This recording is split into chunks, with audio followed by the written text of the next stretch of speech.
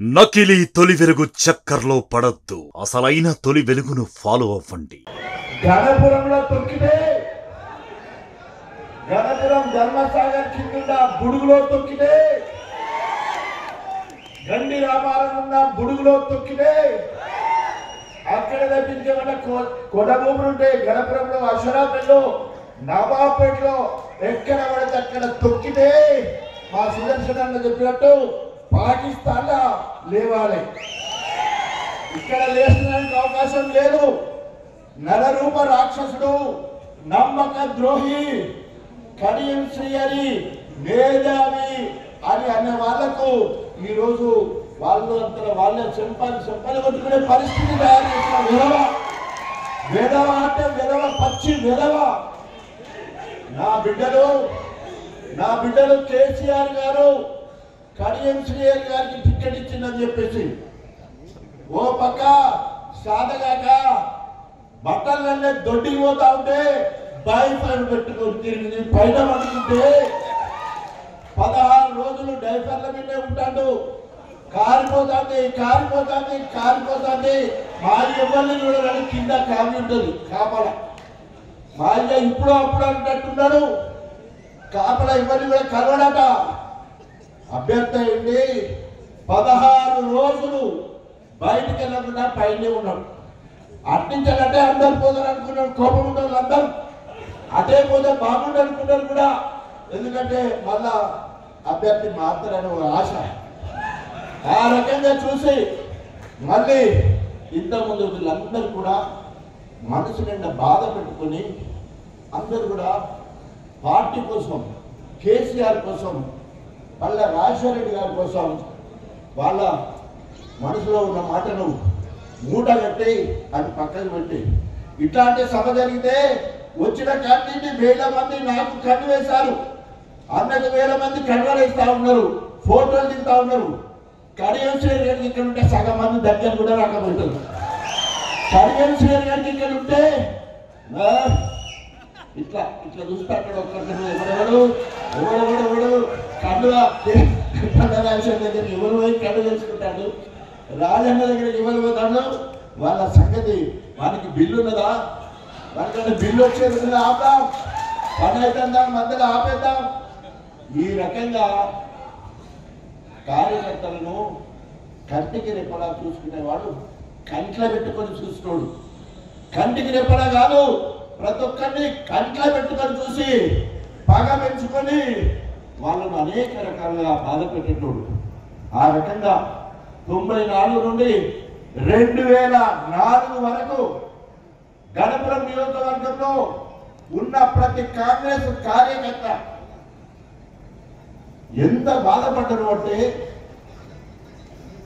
రవయ్య అని ఒక సర్పంచ్ జన్మభూమికి సహకరించకపోతే జఫర్గఢ్ గుట్టలకు తీసుకుపోయి విపరీతంగా కొట్టి, ఇప్పటి కూడా ఇట్లా అర్థం నా తమ్ముడు రవయ్య నాకు ప్రాణం, విపరీతంగా కొట్టి ఎన్కౌంటర్ చేస్తావు బిడ్డ అని చెప్పేసి బెదిరించి అదిరించి అనేక చిత్రహింసలు పెట్టి గణపురం నియోజకవర్గంలో ఎన్కౌంటర్లు జరిగినాయి అంటే కానీ పుణ్యం కలిగించలేదు. ఆ పాపం తరుగుతుంది, తప్పకుండా పాపం తరుగుతుంది.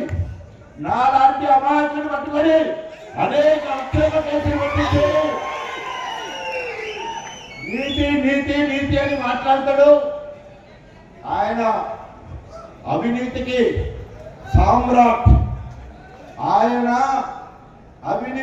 సామ్రాట్, ఒక తిమింగలం. ఆయన చేపలన్నింటిలో పెద్దది తిమింగలం. ఇక్కడ అక్కడెక్కడ ఎవరంటే ఉచ్చల చేపలు పట్టే చిన్న గురించి మాట్లాడతాం. ఉచ్చలో చేపలు పట్టే చిన్న పరికల గురించి, చిన్న వాడి గురించి మాట్లాడతాడు. అది తిమింగలం. ఈయన మీద ఒక పుస్తకం రాసిండు. కల్లాయ్ 99లో పుస్తకం రావడం జరిగింది. ఈయన అవినీతి మీద. దయచేసి ప్రెస్ మిత్రులు నీతి నియమని చెప్పేసి అనేక సందర్భాల్లో ఆయన మాట్లాడుతుంటే మా వాళ్ళందరూ కూడా ఈయన మన పట్లే ఉన్నాడు, మనం అన్ని నీతి పడడానికి పోతే ఎట్లా మా వాళ్ళు కూడా మాట్లాడేది. నీతి అంటే ఆయన టీడీపీ నుంచి వెళ్ళి 94లో ఎమ్మెల్యే గెలిచినప్పుడు ఆయన ఇల్లు టీచర్స్ కాల్లో గచ్చు నేల, కిటికీలకు గోడ సంచులు. అంతకుముందు ప్యాకాట్ ఆడుతుంటే తెగిపోయిన స్లిప్పర్లతోటి మాసిన గడ్డ వేసుకొని పోలీస్ స్టేషన్ లో కూర్చోబెట్టిన చరిత్ర కడియం శ్రీ గారిది. ప్యాకాట్ ఆడుతుంటే దొరికిన చరిత్ర. ఇల్లు లేదు కరెక్ట్ గా. గతం ఫస్ట్ ఎక్కువ మరి ప్రచురణ అనేది వార్తాపత్రిక. మొదటి పేజీలో సగం కింద పేపర్ మొత్తం కూడా ఒక పక్క కల్లాయి ఫోటో, అంటే కడియం గాడి ఫోటో, కడియము గాడి ఫోటో. ఈసారి గోరింట బలరాం ఫోటో వేసి గోరింట బలరాం కొండంత ఎట్లయ్యాడు హెడ్డింగ్. గోరంత ఉన్న బలరాం కొండంత ఎట్లాడంటే సోషల్ మీడియాలో ఏ పని జరిగినా గిన్నెలు బోర్లు ఉంటే, పెట్టెలు ఉంటే, పప్పు ఉప్పు చింతపండు ఉంటే, ఏది కొన్నా కూడా ఆ పసిపిల్లల నోటికాడి బుక్క 10% ఈ రాబంకి ఇవ్వాలి. 10% కడియమనే రాబంకి ఇవ్వాలి. ఆ 10%లో 2% ఏమో వసూలు చేసుకొచ్చే బలరాంకు హెడ్డింగ్ వార్తా పేపర్లో రావడం జరిగింది. ఈ పైసలు ఎక్కడ పోతున్నాయంటే అధికారులే పోయి బెంగళూరులో ప్రాపర్టీస్ కొంటారు, అధికారులే పోయి ఆంధ్రలో తోటలు కొంటారు. ఇక గారాల పట్టి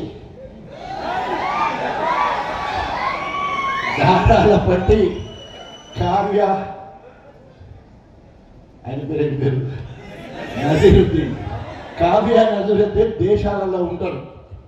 మలేషియా, సింగపూర్ లో వాళ్ళు ఉంటారు. 3 నెలల 18 రోజులు అక్కడ ఉండి అయ్యా ఇక్కడి నుంచి వెళ్ళి అవాలా ద్వారా పైసలు పంపుడు, వాళ్ళు అక్కడ భూములు కొనుడు. అవాలా ద్వారా, అవాలా అంటే ఇంకేనా మీకు? ఆయనకి ఇప్పుడో తెలుసు. 97లో కడియం శ్రీగారికి తెలుసు అవాలా. 97లో కడియం శ్రీగారికి అవాలా తెలుసు.